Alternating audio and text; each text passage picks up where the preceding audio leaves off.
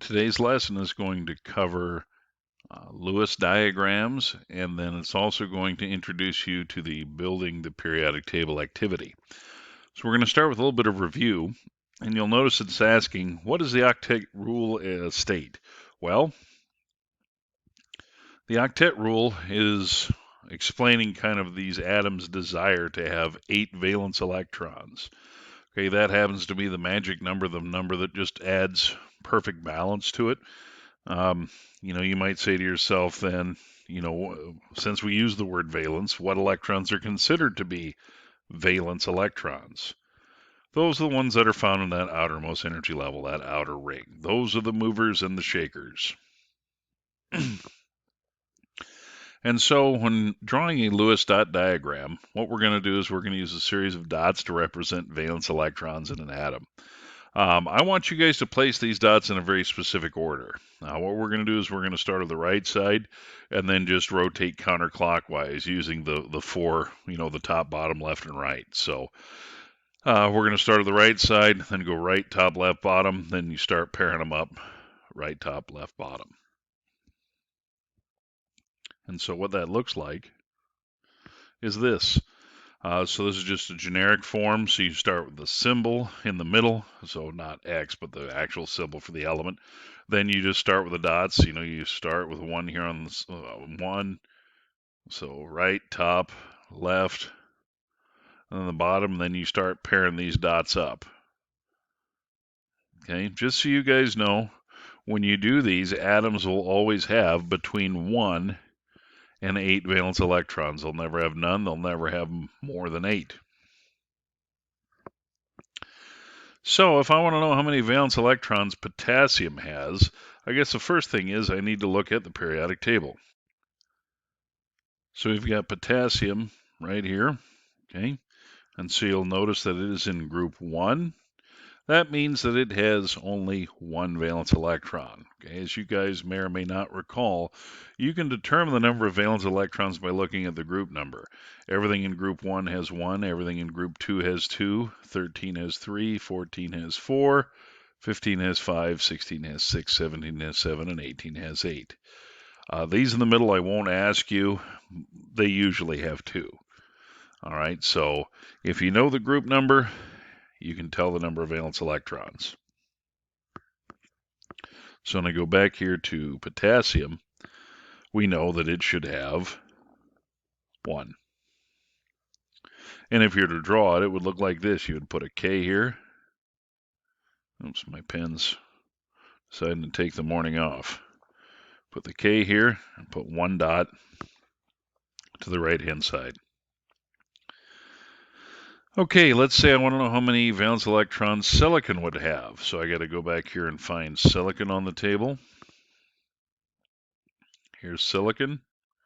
Looks like it's going to have 4. Okay, it's going to be our answer. It's in group 14. Silicon should have 4. And let's check it out. Yep, has 4. Now, one thing I do want to draw your attention to, because silicon has an I in it, okay, you want to be very careful when you make the dot. Don't make the dot like this, because then if you do the 4, and the dot is the same size as you make the electrons, you can see how that's kind of confusing, and it looks like maybe there would be 5 electrons. So be very careful when you do elements that have like lowercase i's, that the dots are significantly different than the dot over the I, the electron dots. That would be a good representation or a Lewis diagram of silicon. What would the Lewis dot diagram of nitrogen look like? Well, let's take a look at nitrogen. Here's nitrogen, okay? So nitrogen is in group 15. That means it's going to have a total of 5 valence electrons. And so what that would look like, have the symbol N there, and we're going to go like this: 1, 2, 3, 4, 5. So right, top, left, bottom, and then you pair up the 1. So it has 5.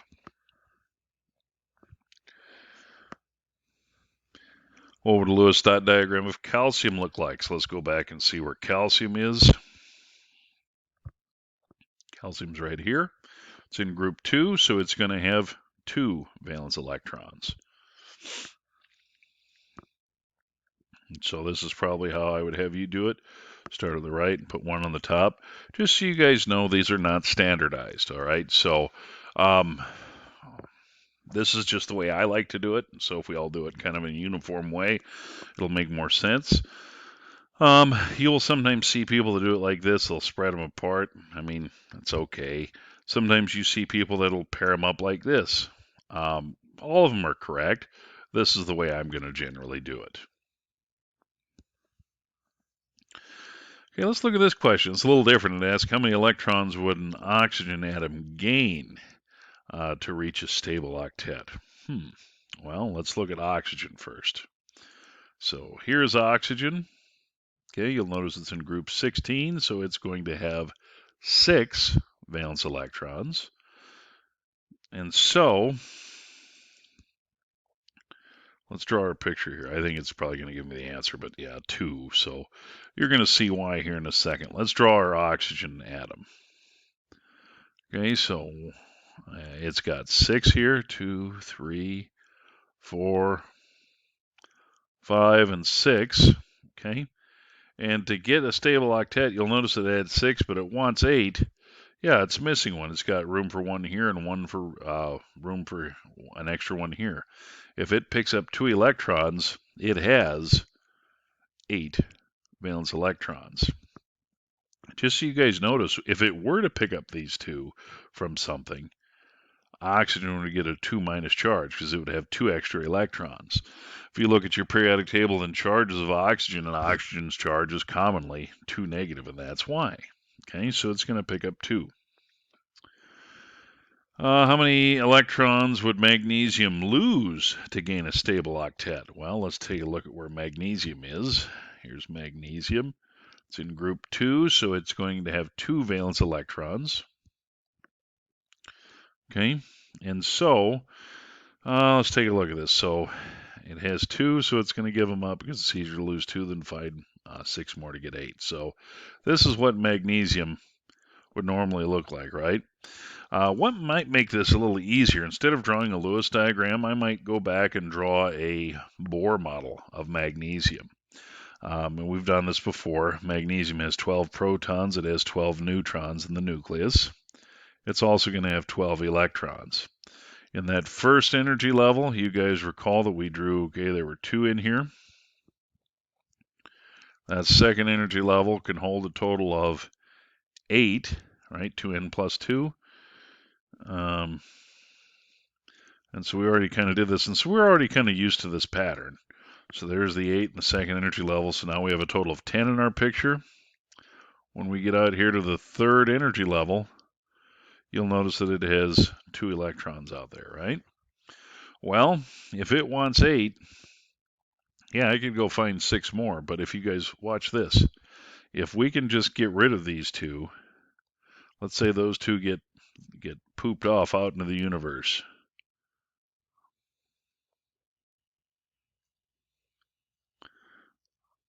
How many valence does it have now?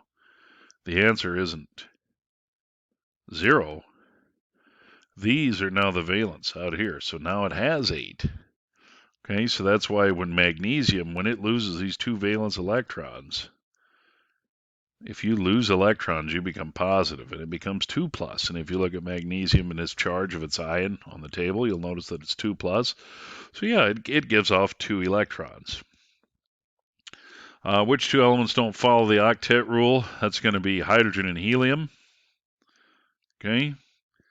What rule do they follow? They follow the duet, meaning they only want 2 electrons. They're not big enough to hold on to 8, so 2 is good enough for them.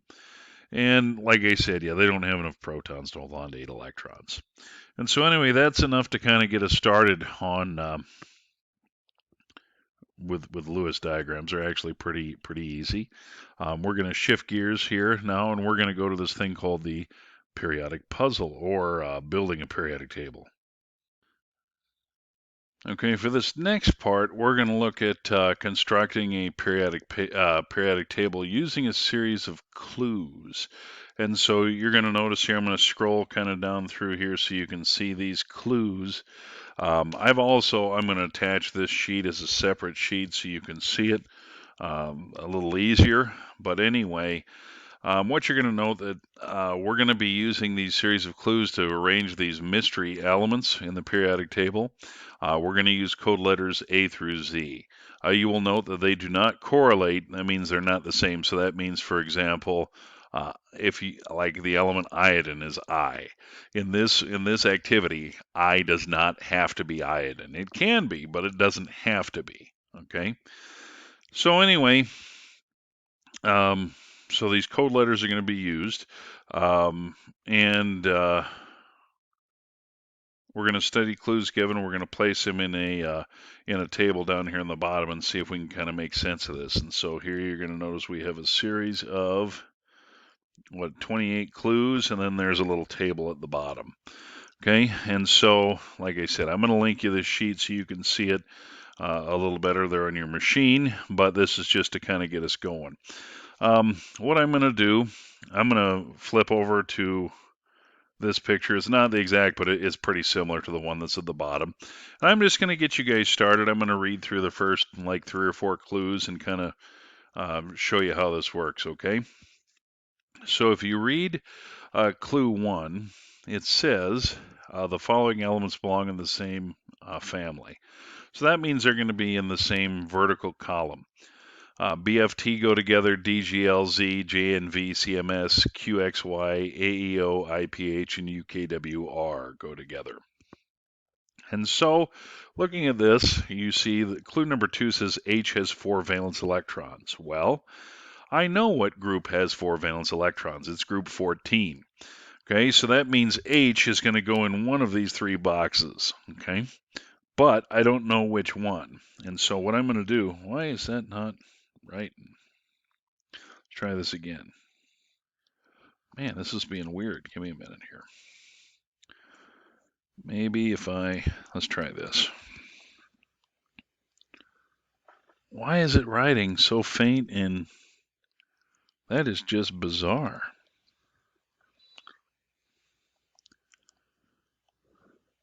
Okay, now it's starting to work for whatever reason. Weird. Okay, well, anyway. No, it's not working. Give me a second here. Yeah, I don't have any idea what it was doing there. It was kind of goofy. But anyway, let's see here. So we were looking at clue number 2 that said H had 4 valence electrons.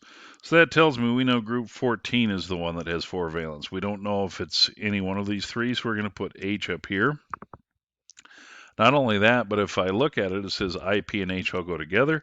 So I know I and P are also up here. I don't know which order they go in yet, but at least we know which column they belong to, which group or which family.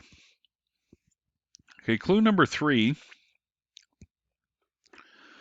says PC2 is the formula of an oxide.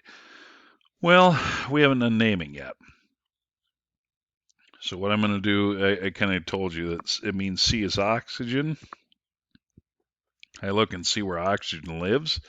It's in group 16, period 2. So 16, period 2, that means this is oxygen, and oxygen in this case is going to be represented by C. All right, it's not its normal symbol O.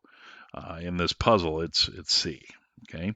Now, the other thing it tells us, because we know C is there, we know that M and S are going to go here. So it's either going to go CMS or CSM. We don't know which way it goes yet, but for now, that's kind of where it's got to be.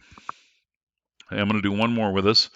It says G is a noble gas. We need to know which group are called the noble gases. Well, the noble gases are group 18.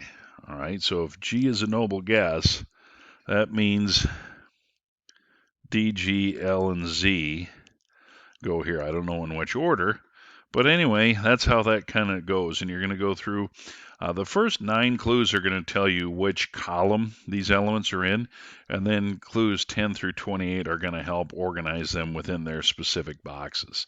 So for tomorrow, this is what I want you to do. I want you to finish this.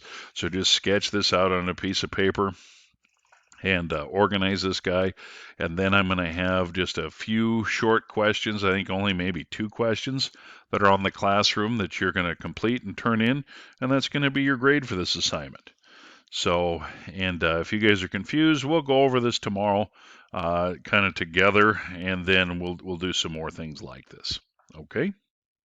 All right. Well, thanks.